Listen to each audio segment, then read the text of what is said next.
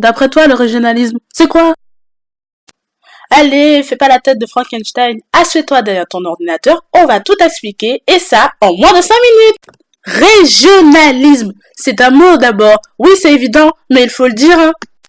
Oui, bon, d'accord, c'est un mot, mais c'est avant tout un néologisme. C'est-à-dire que c'est un mot qui a été inventé à un moment pour désigner quelque chose de nouveau. Et ce néologisme, il a été formé à partir de l'adjectif régional et du suffixe isme. Et oui, quand on ne comprend pas les mots, il faut les décomposer. Ce mot, il est apparu en politique et il a permis de désigner des partis pris qui voulaient défendre les régions, c'est-à-dire qu'ils voulaient mettre en valeur leurs spécificités et les défendre.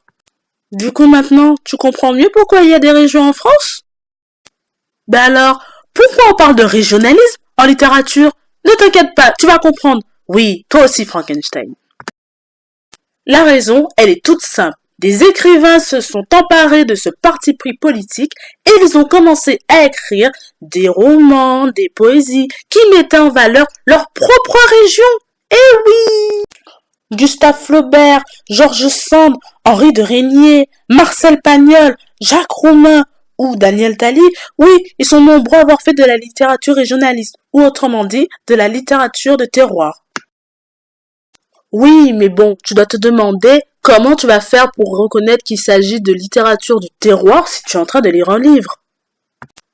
Eh bien, dis-toi que quand tu lis un livre et quand tu remarques que le narrateur est en train de décrire une région de façon très subjective, il y a de fortes chances qu'il s'agisse de littérature du terroir. Généralement, tu trouveras ces traces de subjectivité dans la description du paysage. Si tu regardes bien, tu verras que l'auteur te fera comprendre implicitement que le paysage est beau et qu'il lui tient à cœur. Tu verras ceci à travers la description de la faune et de la flore, par exemple. Oui, comme dans Un cœur simple de Gustave Flaubert. Regardez, il fait preuve ici de normandisme. Il met en avant la région de Normandie. Il le fait en montrant la fertilité de sa région. Regardez bien, il montre que les pommiers sont abondants de pommes.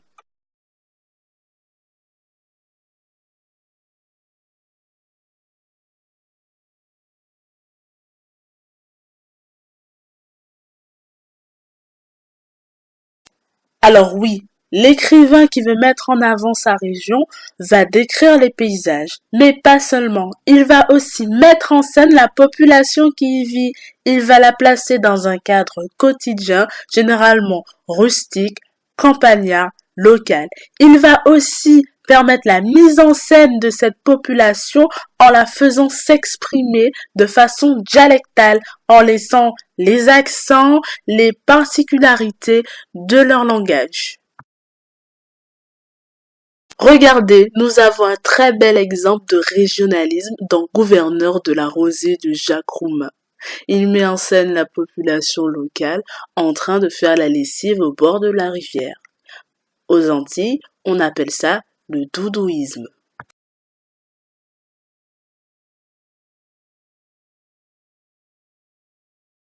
Tu vois, ce n'est pas si compliqué de reconnaître les caractéristiques de la littérature régionaliste. Mais bon, je vais te donner encore une petite astuce pour pouvoir la reconnaître encore plus facilement. Tu n'as qu'à faire une petite recherche Wikipédia ou Wikipédia. Et là, tu regardes le siècle où a vécu l'auteur. S'il a vécu entre le 19e ou le 20e siècle. Parce que généralement, la littérature régionaliste s'est développée à cette période-là. Et en plus, tu regardes le lieu de naissance de l'écrivain. Parce que généralement, c'est le lieu où il est né qu'il va mettre en valeur plus tard. Finalement, tu as compris que le régionalisme, c'est mettre en valeur les spécificités de la région et les défendre. Mais en littérature, c'est aussi décrire les paysages de manière subjective et mettre en scène la population locale.